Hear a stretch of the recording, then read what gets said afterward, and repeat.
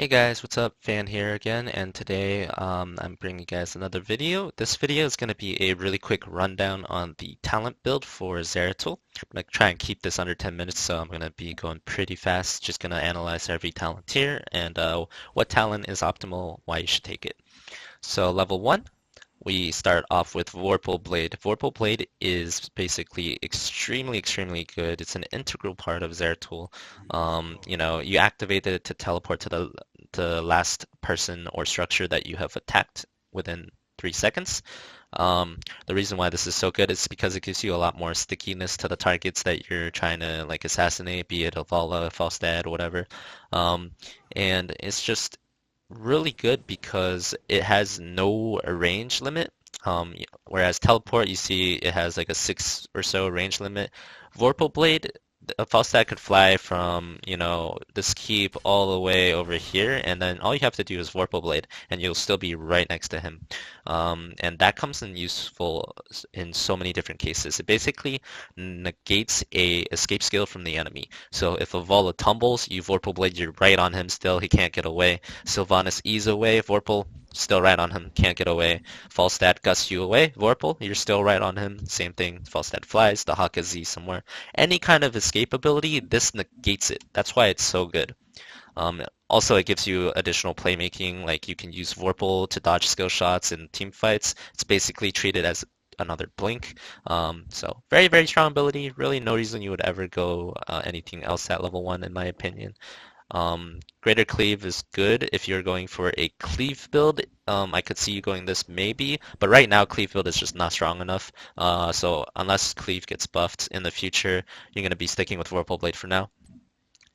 Level Level 4, I think there's two viable options. I go combo slash. Most of the time, this is the default one, and it just gives you a lot more damage, 40% additional damage on your auto attacks every time you use an ability. It synergizes really well with things like Seeker in the Dark or Wormhole, which you'll have later on, because each activation gives you a proc of combo slash. I think Rending Cleave is also viable in some situations. It gives you better wave clear, but most of the time when you're picking Zeratul, you're not really looking for better wave clear. You're looking for the most kill pressure, and Combo Slash gives you the most kill pressure. That's why we take that. Grim Task is okay. Maybe if you play against Vikings and you're like very confident you will never die.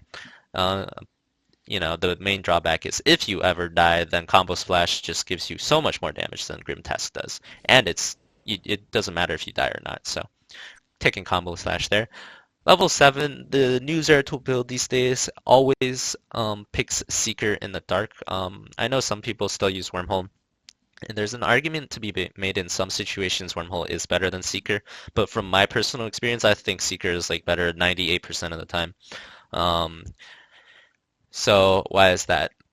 So Seeker is basically like a second blink for Wormhole. If you blink in on a target, you have a 2 second time window where you have to choose to blink back if you don't feel like it's safe. With Seeker, however, you hit a bomb on an enemy, and there is no time limit, right? So it's basically like you have two blinks, or there's no time limit on Wormhole, right? So I go in, if it's a 1v1, I can stay here for as long as I want until he's dead, and then I still have my blink to blink out. Whereas for Wormhole, I only have 2 seconds to kill him or poke him or do something. Now, it can be used in the exact same way as Wormhole as well. So let's say I blink in, I attack him twice, there's a person about to stun me, and then I just blink out. And it's effectively Wormhole, right? So very strong, and it also gives you 30% increased move speed for 3 seconds after you activate it, and that is mount speed, okay? So that is very relevant. That's mount speed for 3 seconds after you activate it, which means that people basically can't run away from you after you activate it. It's 3 seconds of sticking power, or it's 3 seconds of mount speed, movement speed for juking skill shots. And if you try to kill a Zeratul with 2 blinks and a 30 mount speed for 3 seconds after he uses one of them, it's very hard if the Zeratul plays properly. As many people say, like I have very few deaths with Zeratul in HCC so far, and honestly, that's just because I think the hero is very hard to die with when played properly, because he has just so many blinks and mobility options where if you use them properly to dodge skill shots and stuff, then it's very rare that you're ever gonna die. All right, so moving on. Level 10 is Void Prison. I honestly think Shadow Assault is never better. Like 0% Shadow Assault is ever better than Void Prison. It used to be like 1 or 2% where you could take every auto attack talent and then go Shadow Assault and just eliminate someone, but you don't have like the burst auto attack talents anymore. So even if you take every auto attack talent that Zeratul has and you go Shadow Assault, it's basically the same as not having Shadow Assault, honestly. It's like not even any different. So you might as well just get a free Void Prison out of it. Always go Void Prison at 13. Level 13, most of the time I go Mending Strikes. 35% healing is way more than most lifesteal. Most lifesteal is like 15% or so. So Mending Strike is really, really good. It lets you merc pretty much without losing HP. It also, like, as Zeratul, you're going to be going into battle a lot, and you're going to be chunked a lot, and it basically acts like kind of like a regen master. So let's say you go into a fight or something, or you go in, chunk an enemy out, and you're at 50% life, and your support is not near you, and you don't have a tap, right? So in those cases, like, as you can see here, I just finished the camp, didn't really lose any HP. So in cases like that where you get chunked, and you don't want to go back to base, and you don't want to like run all the way to your support, you just drop in lane for a few seconds, maybe get a globe and auto attack minions, and within one minion wave you'll pretty much be back at full HP. My mouth kind of messed that example up for me, so I'm not gonna bother with that, but yeah. Level 16, well, one other thing I want to say for 13, sometimes you do want Spell Shield if they have like a Leeming or like a Varian Ragnaros combo that you're scared of just instantly killing you. Spell Shield, Spell Shield is Spell Shield. It's good. Most people like Mending Strike better because Mending Strike is so good, but Spell Shield is Spell Shield. It's a very strong ability, very good anti-burst damage ability, and you can definitely take Spell Shield if you need it. Level 16, Sentence to Death, I think is the only viable talent at this tier. I've tried a lot, especially when Zeratul was first changed with all three of these, and Sentence to Death is just so good. And that's actually another reason why Seeker is so good. Singularity Spike takes 50% longer to explode, which has great synergy with Sentence to Death.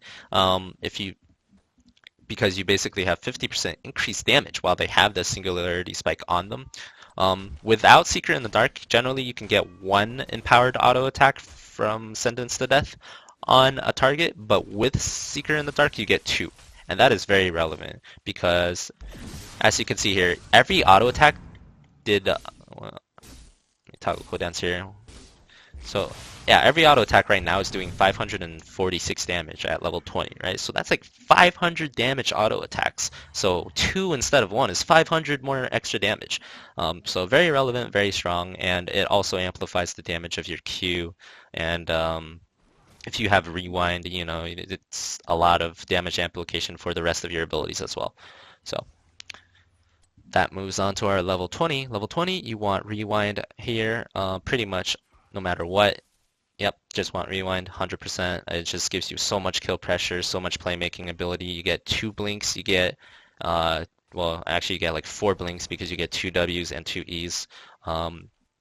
You have 2 Qs, and then you gain access to the Rewind combo, right? So basically what the Rewind combo is, I'm sure you guys all know this by now, is you W onto someone, you Rewind, or at least that's the way I like to do it. So I W onto someone, I blink to them, and then I auto attack Q, rewind Q, and then W, and then weave in auto attacks during that time. So basically, W, W, and then Q, rewind Q, W, and auto attack that entire time. And that's the combo that can basically one-shot an enemy squishy in the late game. That's the combo that you see so many pro Zeratuls using. That's really it. It's very simple. You just do that combo, and if everything hits, that target's dead. If he doesn't get like immediate healing in that 1 second that you're comboing them. So very, very good ability. And yeah, for the purposes of keeping this guide short, I'm going to be ending it now. Hope you guys enjoyed the guide. Hope I explained why people take what talents on what talent tiers and why I think they're good. This is my personal Zeratul build. Maybe in the future other people will have different reasons, but that's what I think about it so far. And Hope you guys enjoyed the video. If you did, make sure to follow the GFE YouTube channel for more content like this from every one of our players. And yeah,